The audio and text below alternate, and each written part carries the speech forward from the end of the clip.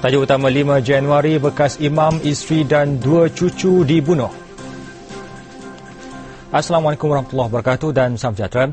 Bekas imam, isteri dan 2 cucu mereka dijumpai mati dibunuh petang tadi. Kejadian berlaku di rumah mereka yang terpencil di sebuah kebun kedah di Kampung Batang Rokan, Gemenceh.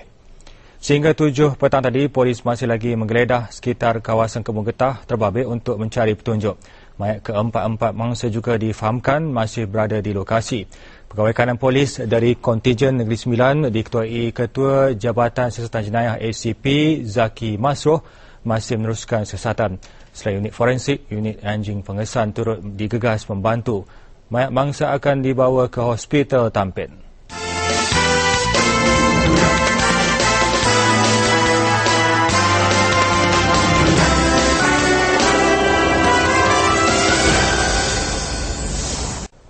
Ketika kepala mangsa pembunuhan kejam di Gemenceh Negeri Sembilan masih dicari, jenazah keempat-empat mangsa dikebumi dalam satu liang lahat sebentar tadi.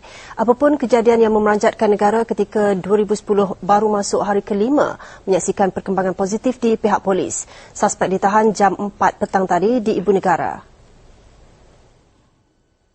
Sama ada polis tu cam dia kerana keluar dalam surat khabar ataupun kerana dia takut kerana telah melakukan satu kesalahan. Itu sebab dia cuba menyerang anggota polis dengan pisau.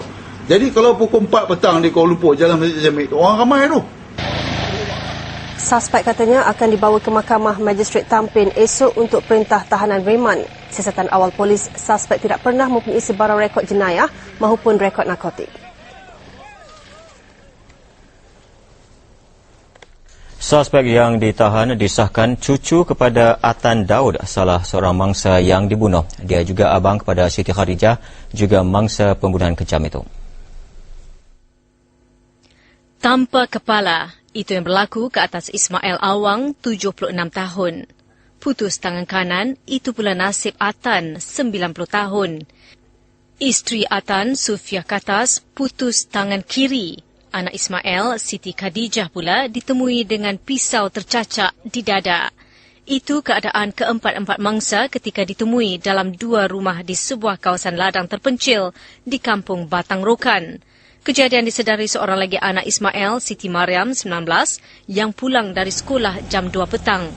Lokasi kejadian dikunjungi pasukan polis forensik Bukit Aman dan IPK Negeri Sembilan siang tadi. Suasana sedih dan hibah dalam pada itu menyelubungi perkarangan Masjid Batang Rokan, Gemenceh. Jenazah keempat-empat mangsa dari Hospital Tuanku Jaafar Seremban tiba di perkarangan masjid dengan menaiki kenderaan tentera tepat jam 6.50 petang. Jenazah dikebumikan dalam satu liang lahat kira-kira jam 8.10 malam sebentar tadi di tanah perkuburan Batang Rokan.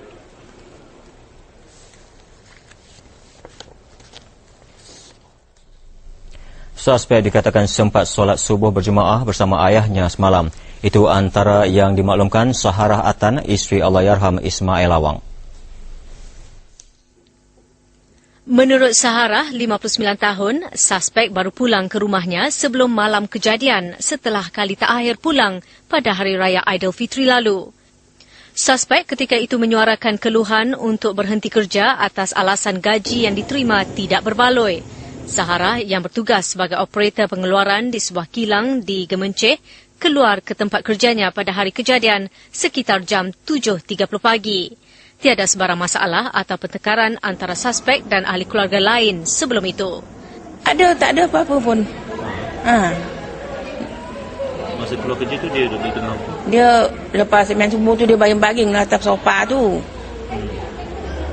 Dia 2 orang tu, 2 beranak tu, bapa dengan anak tu. Okey.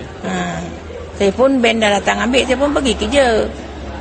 Tu tinggal kerja tu saya tak tahulah macam mana kejadian dia. Saksi pertama yang menemui mangsa, Siti Mariam, masih lagi dalam keadaan trauma dan enggan ditemu ramah.